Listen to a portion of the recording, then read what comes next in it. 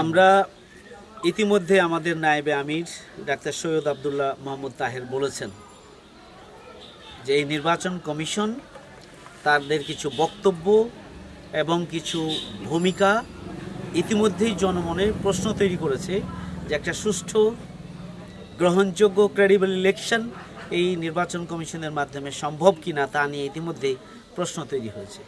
এরপরও তাদের উল্টাপাল্টা বক্তব্য, পছন্দমতো বক্তব্য এবং দলীয় চিন্তাকে ধারণ করে বক্তব্য, এটা ইতিমধ্যে প্রশ্ন তৈরি করেছে। আমরা মনে করি যে নির্বাচন কমিশন ইতিমধ্যেই প্রশ্নবিদ্ধ হয়েছেন। সুতরাং নির্বাচন কমিশনকে এই ব্যাপারে অবশ্যই সজাগ সতর্ক হতে হবে এবং তাদেরকে নিরপেক্ষতার স্বাক্ষর রাখতে হবে। একটা কঠিন পরিস্থিতির মধ্য দিয়ে কিন্তু নির্বাচন কমিশন দায়িত্ব পেয়েছেন।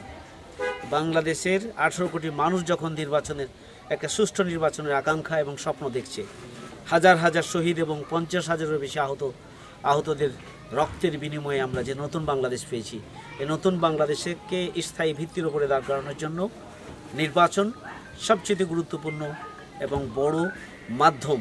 সুতরাং আগামী দিনে নির্বাচনটিকে স্বচ্ছ, গ্রহণযোগ্য এবং ক্রেডিবল ইলেকশানে পরিণত করার জন্য তাদের আরও বেশি সতর্ক হওয়া উচিত, আরও বেশি সজাগ হওয়া উচিত এবং আরও বেশি সতর্কতার সাথে নিরপেক্ষভাবে ভূমিকা পালন করা উচিত। কোনো দলীয় এজেন্ডা বাস্তবায়ন তাদের দায়িত্ব, দলীয় এজেন্ডা বাস্তবায়নের দায়িত্ব পালন করা তাদের কোনোভাবেই গ্রহণযোগ্য নয়। জনগণ এটা কখনোই গ্রহণ করে নেবে না।